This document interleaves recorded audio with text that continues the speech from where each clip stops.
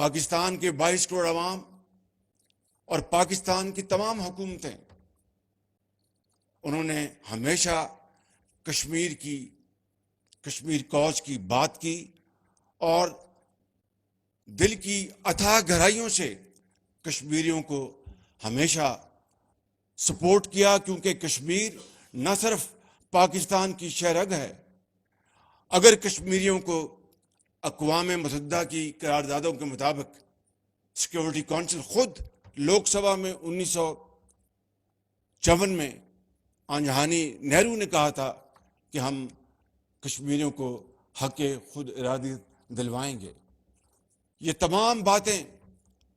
جو لالے کی جھوٹ اور ان کی جو فریب اور مکر،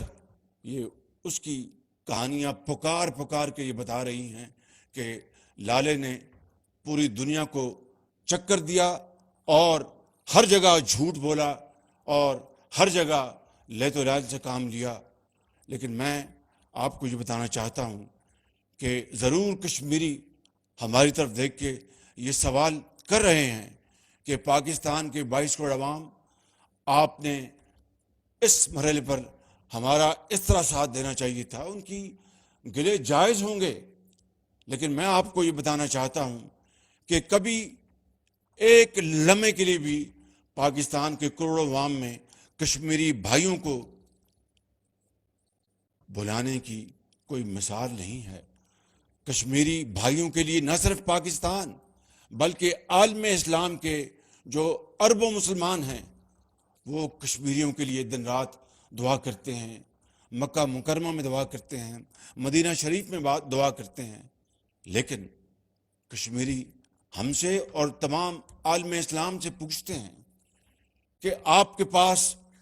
اللہ تعالیٰ نے بے پناہ وسائل دیے، پاکستان کو وسائل دیے اور عرب ممالک کو بے پناہ تیل اور گیس اور نہ جانے کیا کیا نعمتیں دی ہیں، تو کشمیر کوس کے لیے 75 سال گزر جانا، فلسطینیوں کی آزادی کے لیے اتنا ہی عرصہ گزر جانا اور اس دوران بدترین مظالم ہوئے، یہ وہ سوال ہے جو ایک کشمیر کی وادی میں ایک بزرگ بھی کرتا ہے، ایک ماں بھی کرتی ہے جس کی گود خالی ہو گئی، ایک بہن بھی کرتی ہے جس کا بھائی شہید ہوا، ایک بھائی بھی کرتا ہے جس کی بہنوں کو شہید کر دیا گیا۔ یہ وہ سوال ہے اور اس کا جواب کوئی آسان جواب نہیں ہے۔ ہمیں اپنے گریبانوں میں جھانکنا ہوگا، ہمیں اس سوال کا جواب تلاش کرنا ہوگا، اور میں آپ کو یہ بات بلا خوف تردید کہہ سکتا ہوں کہ اگر مظفر آباد سے لے کے اور افریقہ کے اس پار جو آخری مسلمان بستا ہے، اگر یہ